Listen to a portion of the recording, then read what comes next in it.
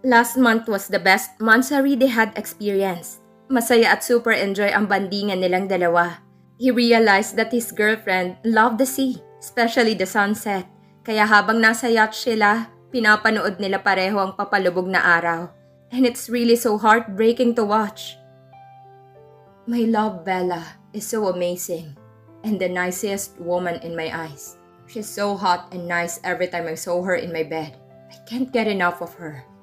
Kung hindi lang to naiinis sa akin kapag humihirit ako palagi every time she's in my condo. Napapadalas na rin yung bangayan namin dalawa even as simple and smallest things. Pero hindi ko na hinahayaan na umabot pa sa umaga para magkabati kami.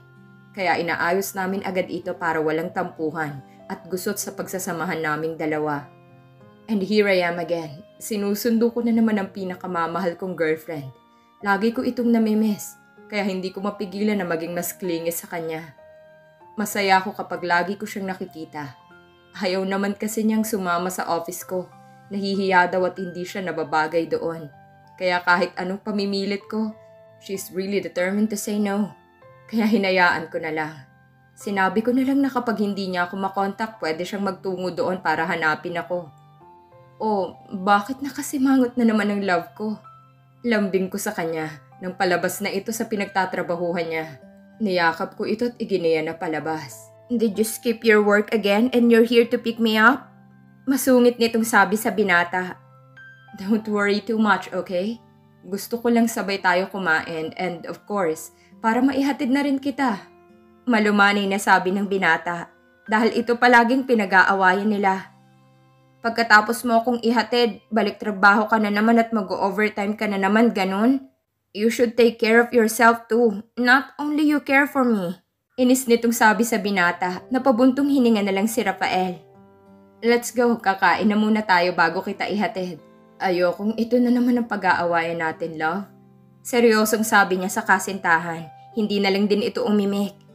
Sa malapit sa apartment ng dalaga sila kumain dahil may restaurant na malapit doon. Walking distance lang ito sa building kung saan nangungupahan ng dalaga. Tahimik lang silang kumakain, pero hindi siya makatiis, kaya siya nang bumasag sa katahimikan nilang dalawa ng kasintahan. May dalaw ka ba?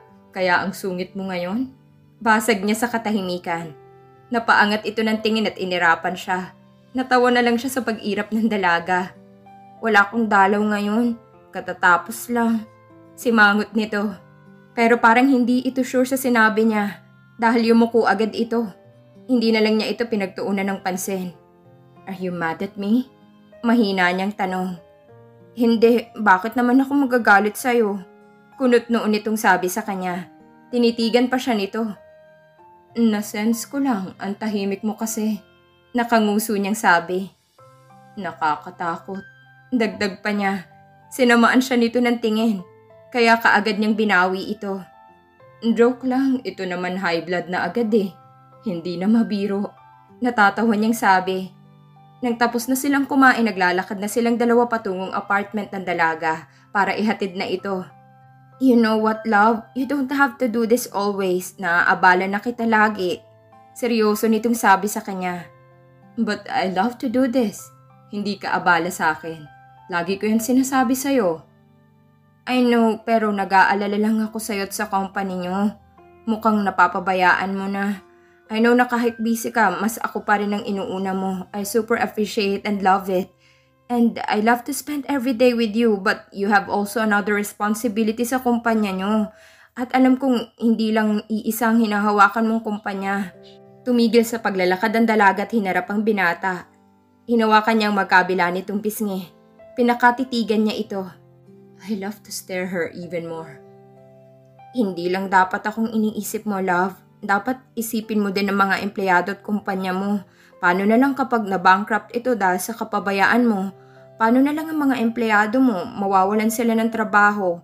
Hindi natin alam kung anong buhay meron sila. Ang hirap makahanap ng trabaho ngayon, etc. Isipin mo din sanang mga kapakanan nila, love. Isa din sa mga empleyado nyong may ambag kung bakit umaangat ang kumpanya nyo. They are working so hard just like you. Sabay pisil sa magkabilang pisngi ng binata. Ngumiti naman ang binata sa kanya. Naiintindihan ko ang mga sinasabi mo, love, but she cut him. No buts. Paano na lang kapag nalaman ito ng mga investors mo? Iisipin nilang nasasayang ang ipinapasok nilang pera sa kumpanya mo dahil ang may-ari ng kumpanya ay naglalakotsero at paggala-gala sa mall. Pag nag-pull out sila, paano ng kumpanya na hinahawakan mo? Dagdag pa nito. She's really amazing and care about other people too. I know, but still nagtatrabaho naman ako. We can say na mas priority kita pero hindi ibig sabihin nun na hindi ako nagtatrabaho. But anyway, I appreciate your concern. Thank you, love. Ngiti niya sa dalaga at niyakap niya ito ng mahigpit. You appreciate it but still doing it. Ikaw pa ba? Ang kulit mo. Sa'yo lang ako ganito, love. Natatawa niyang sabi. Napatigil siya sa pagtawa nang tumunog ang cellphone niya. Oh, baka importante na naman yan ha? Sagutin mo na. Agad na sabi ng dalaga. Kinapa naman niya ang cellphone sa bulsa niya. Tiningnan niya ang caller at nagtaka siya kung bakit tumatawag ang guard sa condo niya sa Orchard. Dahil sa pangungulit ng kasintahan na pilitan siyang sagutin ang tawag. Yes, hello? Hello sir, someone is looking for you here. Sabi ng guard. Who is that? If the purpose is not important, please tell that person to wait. Seryoso niyang sabi sa guard. Sir, she said she is your girlfriend. But I know she is not your girlfriend because your girlfriend is simple and beautiful. Nainis siya bigla sa papuri ng guard sa girlfriend niya. Of course I know she is simple and beautiful. I know that. Simangot niya bigla. Napatigil lang nang magsalita ulit ang guard. But this woman here is very different. She is not just ordinary woman. She is like a model. Nagtataka din na sabi ng guard. Napamura siya sa isipan kung sino ang tinutukoy nito. Ayaw niya magtanong dahil nasa tabi niya ang kasintahan. Ayaw niyang maghinala ito sa kanya. I call you back later. Bye. Sabay pindot na sa cellphone niya. Emergency ba? Kailangan ka na ba sa opisina niyo? Nakamatang tanong nito sa kanya. Not really. As much as I want to stay here a little bit longer but I have to go now, love. Sabi niyang hindi mapakali. Okay, love. Mag-ingat ka sa pagdadrive and don't forget your promise. Ipapasyal mo ko sa Malaysia sa first anniversary natin.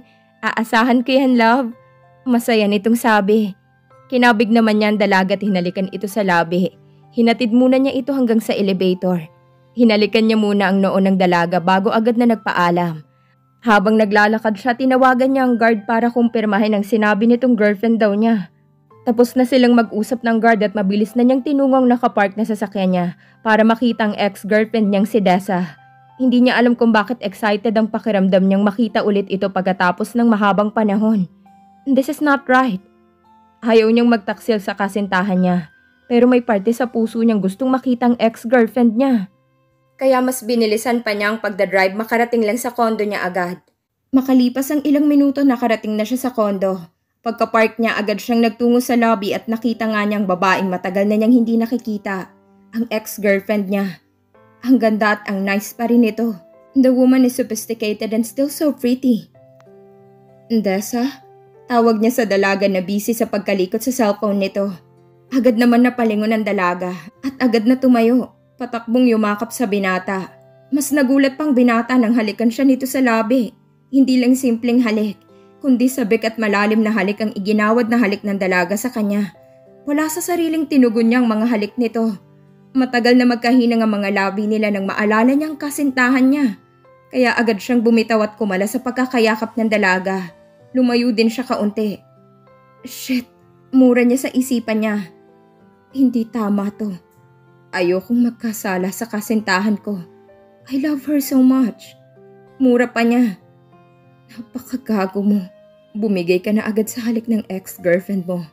Alalahanin mong nagloko siya at ipinagpalit ka niya sa sikat na modelo. Sita ng sarili niya. Bakit? May problema ba? Tanong ng dalaga. Tumingin siya sa dalaga na may pagtataka sa muka. Yes, I miss her pero hindi tama ito. May girlfriend na ako at nakamove on na sa nangyari sa amin noon. Hindi ko na dapat itong pinagtutuunan ngayon ng pansin. Why are you here? Tanong niya ng mahimasmasan. Why aren't you happy to see me? Malambing pa nitong tanong sa kanya na parang nakalimutan na nitong ginawa nitong pagtataksil sa kanya. Anong ginagawa mo dito at Bakit nandito ka? Ulit niyang tanong. I missed you, kaya ako dumalaw sa'yo. May gana ka pa talagang ngitian ako. Sarkastiko siyang napatawa. Really? Na-miss mo ako after how so many years? Ngayon mo lang ako na-miss? I'm sorry. Sana mapatawad mo ako sa nagawa ko noon. Matagal na kitang gustong puntahan dito pero natakot ako at wala akong lakas ng loob na magpakita sa'yo dahil sa nagawa ko. And I know what I did was wrong. Pinagsisisihan ko ng lahat ng nagawa ko sa'yo noon. Nagmamakaawa ang tinig nitong sabi sa kanya. Please, babe. I want us back. I still love you. Sumamo nito. May parte ng isip niya na gusto niyang magkabalikan sila. Pero ang puso niya nasasaktan dahil pakiramdam niya nagtataksil siya sa girlfriend niya. Hindi niya ito inaasahan na mangyayari. Hindi niya inaasahan na makikita pa niya ang ex-girlfriend niya na imbis magalit siya ay nagalak pa siya sa sinabi nito. Naguguluhan siya. Ayokong magsinungaling sa girlfriend ko. Pero ayoko naman na sabihin sa kanya na nagkita kami ng ex-girlfriend ko. She knows already my past. Napag-aawayan pa namin minsan kung hindi ko maiwasan na mapagkumpara sila. It's insensitive to my part, kaya agad akong humihingi ng sorry kapag alam kong nagiging sensitive na ako sa feeling ng girlfriend ko. Mabuti na lang at mahaba ang pangunawa at pasensya niya. Nakukonsensya ako sa ginagawa ko, lalo na ang pagtugon ko sa halik ng dating kasintahan ko. Napapikit siya ng mariin. Kung kailangan niyang itago ito para hindi sila magkitang dalawa, gagawin niya. Nag-promise pa naman siyang hindi na siya magsisinungaling. Pero heto siya ngayon at naglilihim na naman sa kasintahan niya. Look, Dessa, I already forgive you but please stay away from me from now on. Ayokong magkasala sa kasintahan ko. Ayokong saktan ulit ito. I already moved on about the past. Sana ganun ka din. Mahinahon niyang sabi. He knows this is the right thing to do para hindi na ito umasa pa. Nakita niyang sakit sa mga mata nito pero wala na siyang magagawa. Iba na ngayon. He loves his girlfriend so much. Kaya masusundin niya ang tinitibok ng puso niya kaysa ang dinidikta ng isipan niya. But I still love you, Rafael. Iwan mo ng girlfriend mo at pwede ulit tayo magsimula ulit. Gagawin ko lahat ng gusto mo, bumalik ka lang sa akin. I'm sorry pero hindi ganun kadali ang gusto mong mangyari. I love my girlfriend at hindi mo ko pwedeng utusan na hiwalayan siya. In the first place, ikaw ang nagloko, hindi ako. Binigay ko ang lahat sa'yo, pero hindi pa rin ako naging sapat. Naghanap ka pa rin ng iba at pinagtaksilan mo pa rin ako. Inis niyang sabi sa dating kasintahan niya. Hindi mo ba ako pwedeng bigyan pa ng isa pang pagkakataon? Please? Kahit anong pilit kong kalimutan ka, ikaw pa rin talagang hinahanap-hanap ko. Ikaw pa rin ang mahal ko. Sobrang namimiss na kita, babe. Naiiyak na ito. It's too late. Ngayon pa ba na mahal ko ng girlfriend ko? Sakalang ito magpapakita at sasabihin na mahal pa rin niya ako? Umiling-iling siya. Hindi siya pwedeng maging malambot ngayon dito. Hindi siya pwedeng madala sa mga sinasabi nito. Mas mabuting maging totoo sa dalaga kaysa bigyan ito ng pag-asa na kahit kailan ay hindi na pwedeng maayos pa. May lamat na ang lahat at mahirap na rin magtiwala pa dito. No, pasensya na. Pwede tayong maging magkaibigan pero hindi na tayo pwedeng bumalik pa sa dati. Seryoso niyang wika. Let's go, ihahatid na kita sa hotel na matutuluyan mo. May trabaho pa akong naghihintay sa opisina ko. Tumalikod na siya at nauna nang naglakad patungong sa sasakyan niya. Alam mo bang I grabbed the opportunity na dumalo dito sa isang sikat na clothing store para lang makita ka? I stay here for 3 months. Sana hindi mo ko ipagtatabuyan kapag gusto kitang makita. Malumanay nitong pakiusap. Hindi alam ng binatang sasabihin niya dahil nagtatalo na naman ang isip niya. May parte sa utak niya na ayos lang. Pero sa isang banda ay hindi agree. Dahil baka magkita sila ng girlfriend niya. Kaya hindi na lang siya umimik. Hinatid na lang niya ito kung saan magsistay. Nag-uusap naman sila pero kadalasan nakikinig lang siya sa mga kwento nito. He feels guilty. He lied again to his girlfriend. Nakita niyang tumatawag si Rafi kaya agad niya itong sinagot. Hello, love? Sagot niya sa tawag ng kasintahan. I miss you, love. Lambing nito sa kanya. I miss you too always. 1 linggo na lang naman magkikita na tayo. Yeah, but it's like a year for me. I want you now. Parang batang sabi nito. Alam niyang nakanguso na naman ito, kaya napangiti na lang siya. Grabe ka, asikasuhin mo na lahat ng dapat mong asikasuhin dyan para wala ka ng problema kapag wala ka sa trabaho. Yes, love. May meeting ako mamaya. Sunod-sunod ang meetings na dadaluhan ko. At sa Sabado may dadaluhan ako sa Malaysia na conference meeting. Kaya Friday pa lang luluwas na ako. Hindi kita makakasama, love. May nasense siyang kakaiba sa binata. Pero baka guni-guni niya lang yon. Okay lang, love. Sabi niya. Pero hindi niya maiwasan na magtanong dahil pakiramdam niya may problema ito at parang may itinatago. Ewan. May problema ba, love? Mahinahon niyang tanong.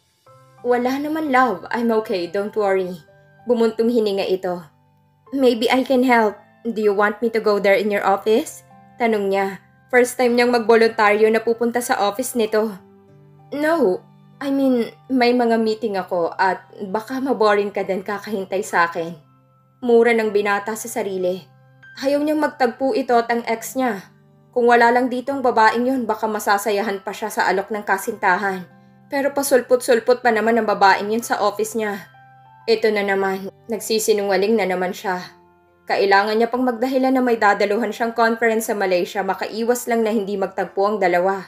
Okay, nga pala maaga akong magpapaalam sa manager ko para makahingi ng 1 week leave ko. Para sure na yon. I'm so excited, love. Masaya niyang sabi sa nobyo niya. Natawa naman ang binata. Halata nga, ilang beses mo nang sinabi na excited ka. Natatawa nitong biro sa dalaga. Siyempre, first time kong makapasyal sa Malaysia if ever na matuloy tayo. Magtatampo ako kapag hindi mo yan tinupad. Nakanguso niyang sabi kahit hindi naman nakikita ng binata. Why should I forget that very important day for us? It's our first anniversary, love. Kaya sobrang busy na ako ngayon. Gusto ko pang ang sunduin ka mamaya pero hindi kaya ng schedules ko. Kailangan kong i-clear lahat para maluwag na ang trabaho ko pagbalik ko ulit sa trabaho. Dahilan na lang niya para hindi ito pupunta sa opisina niya. Pero totoong busy siya. Kailangan lang talaga niyang magdahilan para hindi sila magtagpo ng dating kasintahan niya. Alam kasi niyang masasaktan niya ang nobya niya pag nagkataon.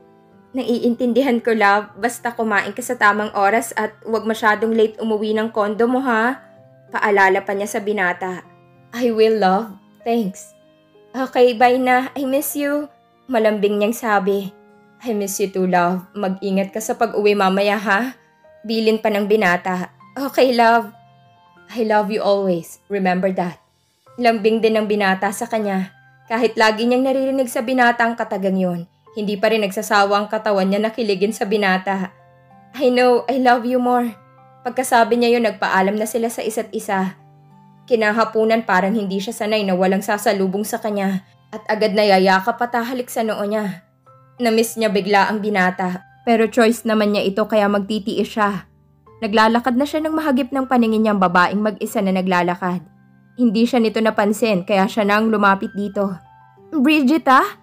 Sabay hila niya sa braso nito. Napatalo naman ito sa gulat at bahagya na tumili. Natawa siya sa reaksyon nito.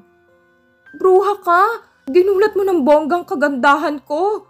Hampas nito sa braso niya. Nagkatawanan silang dalawa. Kumusta ka na? Masaya niyang tanong dito. Ito, medyo stress pa rin sa buhay.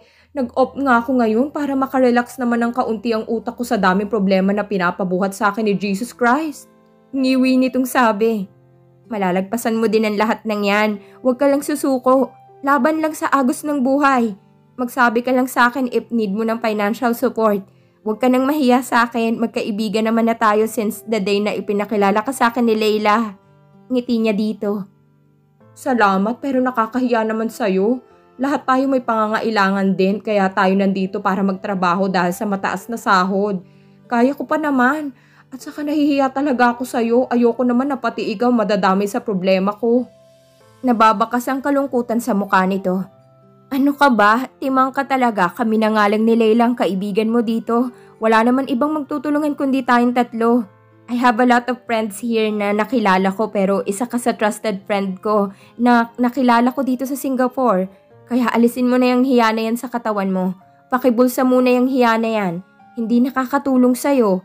Ingos niya dito sabay irap pa. Natawa naman ito ng bahagya sa inasta niya. 1 taon mahigit pa lang ito dito.